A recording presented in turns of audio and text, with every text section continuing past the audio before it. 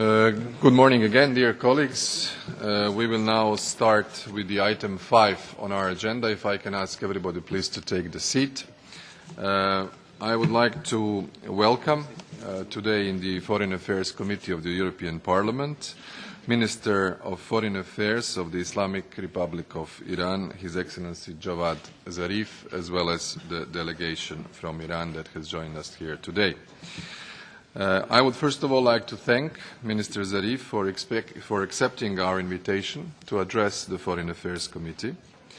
This is his first visit to the European Union institutions after the Joint Comprehensive Plan of Action marked its implementation day on the 16th of January 2016.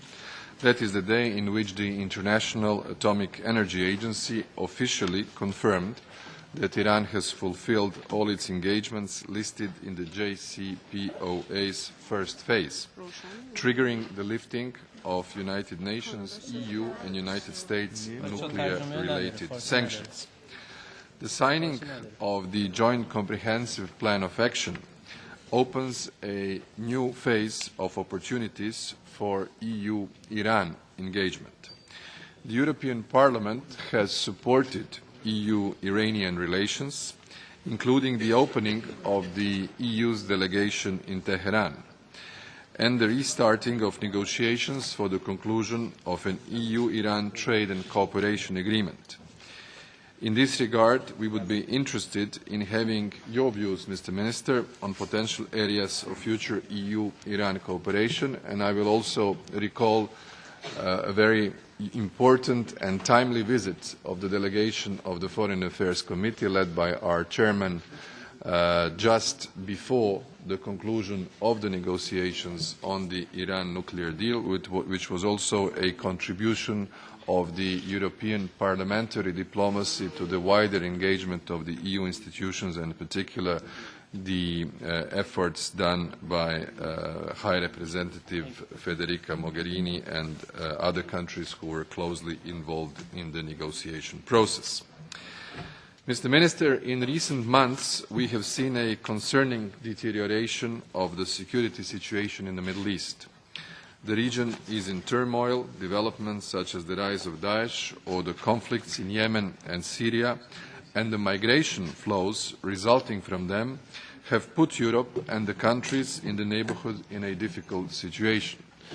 To provide you with the most recent input, two of our delegations during last week, one chaired by Mr. Brok, visited Egypt, and the other, which I had the privilege to chair, visited Saudi Arabia and Qatar. And all of the issues of the stability or instability, better to say, in the Middle East, in the Arab Peninsula and Northern Africa were on the agenda of our discussions with the highest interlocutors in those three countries. Minister Zarif, the European Union and Iran face common challenges, and although we do not always share the same views on how to address them, we should strive to find ways to solve them.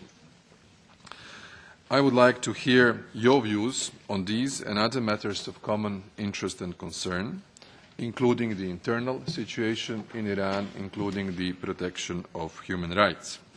The structure of our debate is usually envisaged that you, as our guest, have the opportunity to give an address for about 10 to 15 minutes.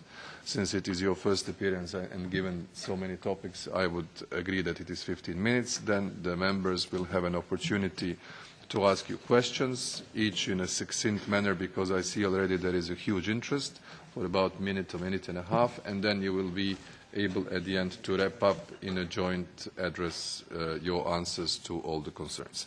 Mr. Minister, the floor is yours, please.